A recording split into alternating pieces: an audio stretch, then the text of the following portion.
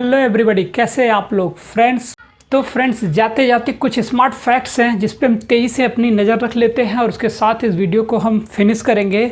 तो कुछ smart facts हैं जो कि स्क्रीन पे चल रहा है, आप उन्हें देखिए और एकदम ध्यान से सुनिएगा। उन स्मार्ट फैक्ट्स को लेके सारे वन लाइनर जो भी स्मार्ट फैक्ट्स हैं वो इंपॉर्टेंट होने वाले एग्जामिनेशन के लिए। जहाँ मैंने पहले पॉइंट पर दिया है कि Shelley wrote a defence of poetry in response to Thomas Love Peacock's the 4 ages of poetry as I told you earlier. जैसा मैंने अभी आपको बताया था कि उनके उसके रिस्पॉन्स में होता था।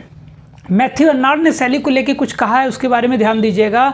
मैथ्यू अर्नाल्ड ने सैली को लेकर कहा था, a beautiful but an ineffectual angel beating in the void his luminous wing in vain. Means ये जो कमेंट किया था मैथ्यू अर्नाल्ड ने सैली को ध्यान में रखते हुए, तो इसमें जो एग्जामिनेशन में पूछा जाता है वो ये पूछा जाता है कि मैथ्यू अर्नाल्ड ने किसको एन इनइफेक्चुअल एंजल कहा था, तो वो पीबी सैली थे। तो मैंने पूरा कमेंट दे दिया, लेकिन कमेंट को जो बीच वाला पार्ट मैंने हाईलाइट किया उस पर आपका मेन फोकस होना चाहिए। मैथ्यू अर्नाल्ड ने पीबी सैली को लेकर एक टर्म को भी इस्टेब्लिश किया था, उस टर्म का नाम था मेलोपोइक। तो ये भी एग्जाम में पूछा जाता है कि मेलोपोइक टर्म मैथ्यू अर्नाल्ड ने किसके लिए यूज़ किया था, तो वो पीबी सैली के लिए यूज़ किया था।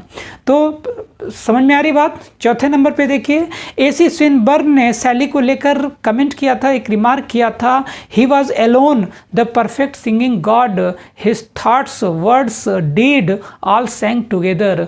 ये एसी स्विनबर्न ने सैली को लेकर कहा था। पांचवें नंबर पे बात कर लें तो Shelley dedicated to the play the Cenci to Leigh Hunt.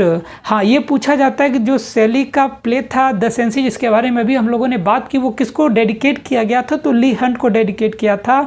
जबकि द रिवोल्ट ऑफ इस्लाम जो था वो मैरी गॉडविन को डेडिकेट किया गया था। तो ये दोनों डेडिकेशन को आप याद रखिएगा। फिर छठवें नंबर पे हम बात कर लें तो एलिस्टर, नो डाउट मैंने भी बताया था आपको, सैलीज ऑटोबायोग्राफिकल पोएम है, ठीक है। इट्स सब title is the spirit of solitude है, मैंने अभी आपसे इसके बारे में बात की। विलियम गॉडविन जो पॉलिटिकल जस्टिस था इन्फ्लुएंस सैली मोस्ट, मतलब सैली अपने पूरी लाइफ में सबसे ज़्यादा अगर प्रभावित थे तो विलियम गॉडविन से थे, और उनकी जो एक क्रिएशन थी पॉलिटिकल जस्टिस उससे वो थे। आठवें नंबर पे मैंने रिवोल्ट ऑफ इस्लाम के ओरिजिनल टाइटल की बात अभी अभी की आपसे, उसके वो मैंने लिखा है, the original title of the revolt of Islam is Laon and Cythna था। हाँ, 9वीं क्रिएशन याद रखिएगा, इसको हमने क्रिएशन में थोड़ा सा हम लोग डिस्कशन नहीं किए थे, लेकिन एक लाइन की बात है, इसको आप याद रखिएगा कि इनके क्रिएशन है द मास्क ऑफ एनार्की। एक बार क्वेश्चन पीजीटी में आया है, तो the mask of anarchy is a British political poem based on Peterloo massacre. तो जो पीटरलू मास्कर हुआ था उस पर यह आधारित है, द मास्क ऑफ एनार्की। इसको याद रखिएगा, ये एक प्रकार का ब्रिटिश पॉलिटिकल पोएम मानी जाती है। 10वें नंबर पे जो कि उन्होंने अपनी एक क्रिएशन और डिफेंस ऑफ पोएट्री में लिखा है कि poetry is the record of the best and the happiest moment of the happiest and the best minds. ये सैली का कमेंट है। और लास्ट में जाते जाते सैली की एक इम्पॉर्टेंट कमेंट है जिसके बारे में आपको ज़रूर बता दूं कि a poem was the image of life expressed eternal truth and poetry is the expression of the imagination by PB Sally.